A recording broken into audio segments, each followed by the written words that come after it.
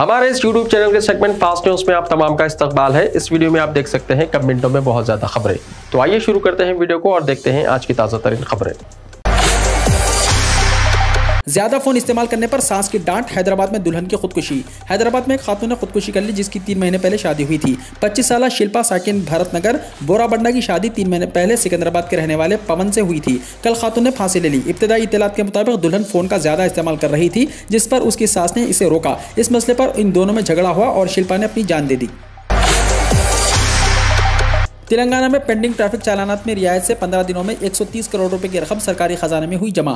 तेलंगाना हुकूमत की जानिब से पेंडिंग ट्रैफिक चालानात में दी गई रियायत से हुकूमत के खजाने में भारी रकम जमा हुई है। चालानात की अदायगी के लिए ऐलान करदा रियायतों पर मोटरसाइकिल रानों की तरफ से खास रद्दअमल मिल रहा है। गुज़िश्ता 15 दिनों में रियासत भर में 1 करोड़ 30 लाख चालानात अदा हुए। इससे 130 करोड़ रुपए सरकारी खजाने में जमा हुए। इनमें सबसे ज्यादा हैदराबाद, साइबराबाद और रचाकोंडा कमिश्नरेट से 80% ट्रैफिक चालानात अदा कर दिए गए हैं। सीनियर पुलिस ओहदेदारों ने बताया कि अब तक 500 करोड़ रुपए के चालानात पर रियायत देने के बाद 130 करोड़ रुपए इकट्ठा किए जा चुके हैं। करीमनगर जिले के सहाफियों को प्लॉट्स देने वजीर तारक रामाराव का वादा। वजीर वल्दी नज़्म तारक रामाराव ने करीमनगर के सहाफियों को प्लॉट्स देने का वादा किया। जुमेरात को करीमनगर के दौरे के मौके पर इनसे मुलाकात करने वाले सहाफियों को यह यकीन दिया। उन्होंने कहा कि तमाम सहाफियों को रिहाइश की जगह दी जाएगी। TUWJ-IJU के रियासती सदर नागनवरी शेखर की क़यादत में सहाफियों ने वजीर की TR से मुलाकात की और सहाफियों के मसाइल पर एक याददाश्त हवाले की। जर्मनी में सड़क हादसा, तेलंगाना का नौजवान हलाक। जर्मनी में पेश आए कार हादसे में तेलंगाना का तालिब इल्म हलाक हो गया। इसकी शनाख्त नागर कर्नूल जिले के 27 साल अंबर सिंह के तौर पर की गई है जो आला तालीम के लिए जर्मनी गया था। ताखिर से मिली इत्तला के मुताबिक इस महीने की 13 तारीख को यह हादसा पेश आया। हादसा इतना शदीद था कि अमर सिंह मौके पर ही हलाक हो गया। हादसे की इत्तला के साथ ही मुकामी रुकन असम्बली बाला राजू ने अमर सिंह के मकान पहुंचकर इसके गमजदा अरकान खानदान को पुरसा दिया। हैदराबाद में टक्कर देकर 50 लाख रुपए लूट लिए गए। शहर हैदराबाद के इलाके अफजलगंज में स्कूटर को बाइक के जरिए टक्कर के बाद 50 लाख रुपए लूट लेने की वारदात पेश आई। पुलिस के मुताबिक गुज़िश्ता शब जोगी सिंह नामी शख्स जो स्टील का कारोबार करता है उसने मिट्टी लाल राज को 50 लाख रुपए की रकम हवाले की ताकि इसके मकान को यह रकम भेजी जा सके। मिट्टी लाल ने नकद रकम पर मुश्तमिल बैग अपने साथ लिया और जोगी सिंह के मकान रवानगी के लिए निकल पड़ा। जब वो अफजलगंज के करीब सुधा मेडिकल स्टोर लेन पर पहुंचा तो 2 अफराद मोटरसाइकिल पर पहुंचे और इसकी स्कूटर को टक्कर दे दी। इसके सड़क पर गिरते ही इन अफराद ने इसके पास मौजूद रकम पर मुश्तमिल बैग को लूट लिया और फरार होने में कामयाब हो गए।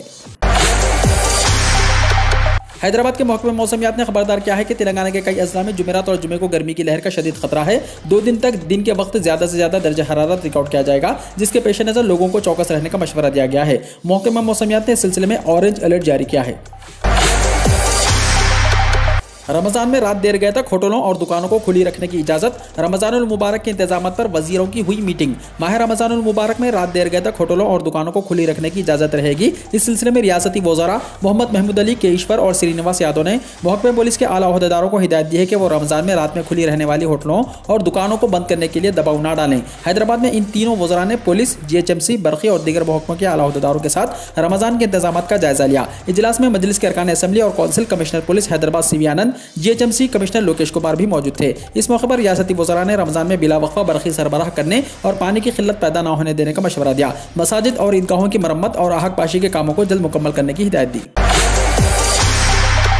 हिजाब पर हाईकोर्ट के फैसले के खिलाफ कर्नाटक भर में पुरअमन बंद मनाया गया।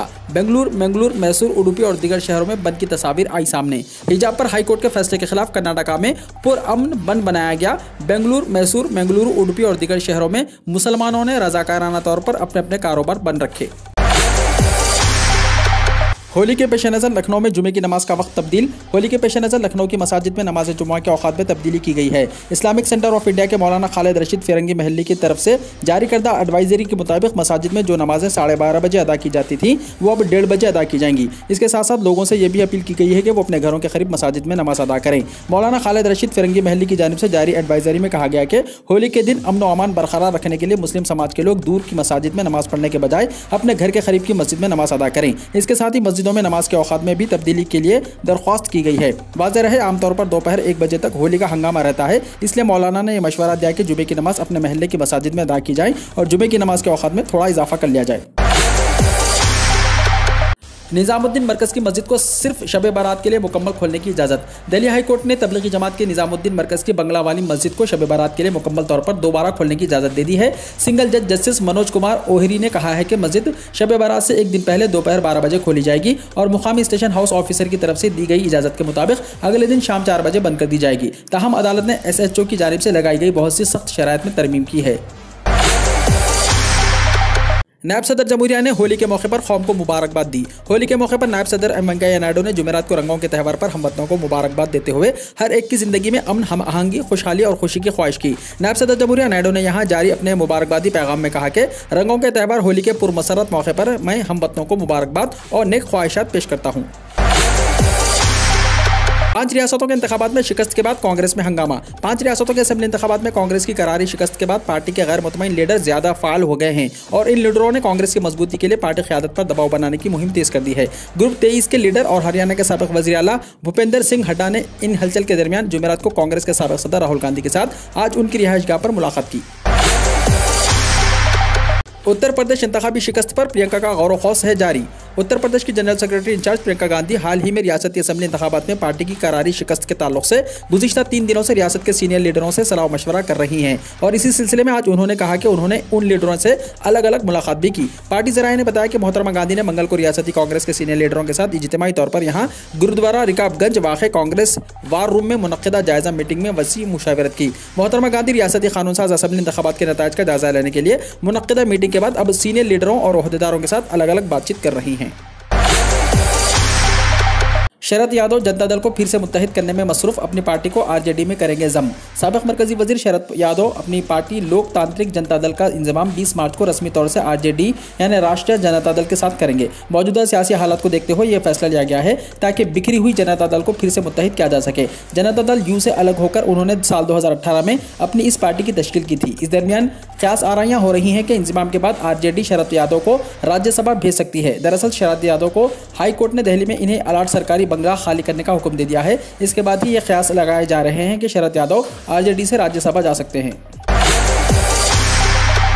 मरकजी हुकूमत ने प्रधानमंत्री आवास योजना ग्रामीण के तहत 1 करोड़ 75 लाख मकानात तामीर किए हैं। मरकजी दही तरक्की के वजीर साध्वी निरंजन ज्योति ने राज्यसभा में बताया कि प्रधानमंत्री आवास योजना ग्रामीण के तहत 1 करोड़ 75 लाख मकानात बनाए गए हैं। इस स्कीम के तहत 2.28 मकानात को मंजूरी दे दी गई है, जिनमें से 9 मार्च 2022 तक 1 करोड़ 75 लाख मकानात बन चुके हैं। इस स्कीम के तहत दही इलाकों में रहने वाले लोगों के लिए पक्के मकानात की तामीर शुरू की गई थी। प्रधानमंत्री भारतीय जन औषधि प्री योजना सभी को कम कीमत पर मियारी जेनेरिक दवाएं दस्तयाब कराने के मकसद से प्रधानमंत्री भारतीय जन औषधि प्री योजना PMBJP को हुकूमत हिंद की केमिकल और फर्टिलाइजर की वजारत के अद्वियात के महकमे ने शुरू किया था। स्कीम के तहत प्रधानमंत्री भारतीय जन औषधि केंद्र PMBJP के नाम से मखसूस दुकानें मुल्क के शहरों को सस्ती कीमत पर जेनेरिक दवाएं फराहम करने के लिए खोली गई हैं। मुल्क में 28 फरवरी 2022 तक 8,679 PMBJP खोले गए हैं, जो मुल्क के तमाम अजला का अहाता करते हैं। मुजफ्फरनगर फसादात का जहां जहां असर था वहां हमने बीजेपी को शिकस्त दी, जेनत चौधरी ने कहा। यूपी इंतखाबात में बीजेपी की फतह के बाद मुख्तलिफ बयान दिए जा रहे हैं और लीडरान अपने अपने तरीके से वजाहत पेश कर रहे हैं। दरियासना RLD यानी राष्ट्रीय लोकदल के सरबराह जेनत चौधरी ने कहा कि मुजफ्फरनगर फसादात का जिन इलाकों में असर था वहां हमने बीजेपी को शिकस्त दी है। जल्द दस्तक देगा इस मौसम का पहला गर्दाबी तूफान, कुछ इलाकों में जोरदार बारिश का है इम्कान। जल्द ही इस मौसम का पहला गर्दाबी तूफान देखने को मिल सकता है। खबरों में बताया जा रहा है कि निकोबार अलजायर पर 21 मार्च को हल्की से दरमियानी सतह की बारिश या फिर तेज से मूसलाधार बारिश और बौछारें पड़ने का इम्कान है। ऐसा इसलिए क्योंकि जनूब मशरक खलीज बंगाल में एक गर्दाबी तूफान आने का इम्कान है। हिंदुस्तानी महकमे मौसमियात ने बंगाल के जनूब मशरक खलीज के ऊपर LPA के मरहले में शुमाल अरीजन ट्रैक और तेजी के पेशन गोई की है। ये दुनिया भर में शुमाली अरीजन ट्रैक पेशन गोई शुरू करने वाला पहला मरकज है। दिल्ली मेट्रो की खिदमत में ताखिर, मुसाफिरों को सख्त परेशानी का सामना, दफातर नहीं पहुंच पा रहे हैं मुलाजिमीन। दिल्ली मेट्रो के वाइट लाइन, ग्रीन लाइन और पिंक लाइन पर ट्रेन ताखिर से चल रही है, जिसकी वजह से मुसाफिरों को सख्त परेशानियों का सामना करना पड़ रहा है और बड़ी तादाद में मुलाजिमीन दफातर में नहीं पहुंच पा रहे हैं या ताखिर से पहुंच रहे हैं। DMRC Delhi metro rail corporation ने ट्वीट करके मेट्रो खिदमत की ताखिर की इत्तला देते हुए अफसोस का इजहार किया है। भारत में कोरोना से गुज़िश्ता 24 घंटों में 2,539 अफराद कोरोना से मुतासिर पाए गए हैं। भारत में अब तक 4,24,54,546 अफराद सेहतयाब हो चुके हैं। भारत में कोरोना केसेस में गुज़िश्ता रोज़ के मुकाबले कमी दर्ज की गई है। गुज़िश्ता 24 घंटों में 2,539 नए केसेस सामने आए हैं। वहीं गुज़िश्ता 24 घंटों में कोरोना से 60 अफराद की मौत हुई है। अब तक कोरोना से हलाक होने वालों की तादाद 5,16,132 हो गई है। कोविड-19 टीकाकारी की ताज़ा तरीन सूरत हाल 425वां दिन है आज। टीकाकारी के कौमी दिन पर आज पूरे मुल्क में 12 से 14 साल की उम्र के ग्रुप के कोविड-19 से बचाव के लिए टीकाकारी का अमल शुरू हुआ है। पहले दिन 2,60,136 नौ उम्र लोगों को कोविड-19 से बचाव के लिए पहली खुराक दी गई। कोविड टीकाकारी के लिए मुस्तफीदीन की शनाख्त करदा जुमरों के अहले अफराद, तिब्बी कारकुनान, सफ़े अव्वल के कारकुनान और 60 साल की उम्र के अफराद को अब तक 2.15 करोड़ से ज़्यादा यानी 2,15,44,283 एहतियाती खुराकें दी गई हैं। चीन में बढ़ते हुए कोरोना के पेश नज़र हिंदुस्तान में भी हुकूमत मुतहर्रिक हो गई है। रिपोर्ट के मुताबिक मरकजी वज़ीर सेहत मनसुख मांडविया की जानिब से एक आला सतही मीटिंग तलब की गई है, जिसमें अफसरान को निगरानी और टेस्टिंग में इजाफे की हिदायत दी गई। हालांकि हिंदुस्तान में कोरोना की नई लहर के हवाले से माहिरीन ज़्यादा परेशान नहीं है। कोविड टास्क फोर्स NTAGI के सरबराह डॉक्टर NK अरोड़ा का कहना है कि हिंदुस्तान में तीसरी लहर में 75% केसेस नए वेरिएंट के थे, लिहाजा इससे नई लहर के आने की गुंजाइश बहुत कम है। ताहम अगर कोई नया वेरिएंट आता है तो नई लहर आ सकती है। चीन में कोरोना बेकाबू, दुनिया पर फिर नई लहर का खतरा। दुनिया भर में जनवरी के आखिर से कोरोना के केसेस में कमी आई थी, लेकिन अब मरीजों की तादाद में दोबारा इजाफा होना शुरू हो गया है। आलमी इदारे सेहत यानी WHO के मुताबिक गुज़िश्ता एक हफ्ते के दौरान दुनिया भर में कोरोना के 110 मिलियन से ज़्यादा नए केसेस सामने आए हैं, जो कि गुज़िश्ता हफ्ते के मुकाबले में 8% ज़्यादा है। मीडिया रिपोर्ट के मुताबिक अमेरिका और यूरोप पर कोरोना की नई लहर का खतरा मंडला रहा है, जबकि चीन में कोरोना की सूरत हाल बेकाबू हो गई है। चीन को फरवरी 2020 के बाद से अब तक कोरोना की बदतरीन सूरत हाल का सामना है। यहाँ चंद दिनों से 3,000 से ज़्यादा नए केसेस रिपोर्ट हो रहे हैं। न सिर्फ चीन बल्कि हांगकांग, जनूबी कोरिया समेत अफ्रीकी और यूरोपीय ममालिक में भी कोरोना के केसेस बढ़ने लगे हैं। जापान में ज़लज़ले के शदीद झटके, बुलेट ट्रेन पटरी से उतर गई, 20 लाख घर बिजली से हुए महरूम।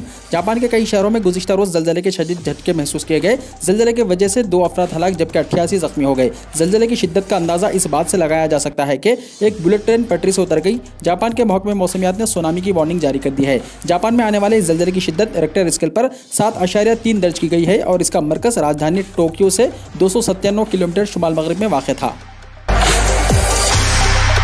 ईरान में आग के त्यौहार के दौरान 19 अफराद हलाक, 2800 जख्मी। ईरान के नेशनल मेडिकल इमरजेंसी ऑर्गेनाइजेशन ने बुध को ऐलान किया है कि चारशंबा सूरी या आग के त्यौहार के दौरान खतरनाक पटाखे जलाने और जोखम वाले काम करने से 19 अफराद हलाक और 2,817 जख्मी हो गए। वाज़ेह है इस तादाद में गुज़िश्ता साल के मुकाबले में 47% का इजाफा है। यूक्रेन पर रूसी फौज के हमले, 5 अफराद हलाक। यूक्रेन के शहर चिरनिफ में रूसी फौज के हमले में 3 बच्चों समेत 5 अफराद हलाक हो गए, जबकि मारिउपोल थिएटर पर हमले में कई अफराद की हलाकत का खदशा जाहिर किया जा रहा है। ज़राए के मुताबिक जंग के बाद यूक्रेनी सदर ने मुल्की सूरत हाल 9/11 और पर्ल हार्बर जैसी कहकर अमेरिकी कांग्रेस से इमदाद मांगी है। दूसरी जानिब अमेरिकी सदर जो बाइडन ने यूक्रेन के लिए $800 मिलियन मज़ीद इमदाद का ऐलान करते हुए रूस के सदर पुतिन को जंगी मुजरिम करार दिया है। सदर जो बाइडन की फिर फिसली जबान, नायब सदर कमला हैरिस को खातून अव्वल कह दिया। अमेरिकी सदर जो बाइडन की जबान एक बार फिर फिसल गई है। एक खिताब के दौरान नायब सदर कमला हैरिस को गलती से खातून अव्वल कह दिया। गुज़िश्ता रोज़ एक तकरीब से खिताब के दौरान अमेरिकी सदर जो बाइडन ने गलती से नायब सदर कमला हैरिस को खातून अव्वल पुकार दिया, जिसके बाद हॉल में मौजूद तमाम अफराद हंसने लगे। वीडियो को लाइक शेयर कीजिए और हमारे इस YouTube चैनल को सब्सक्राइब करते हुए इसके बेल आइकन को प्रेस कर लीजिए, ताकि ऐसी ही ताज़ा तरीन खबरों का नोटिफिकेशन सबसे पहले आपको मिलता रहे।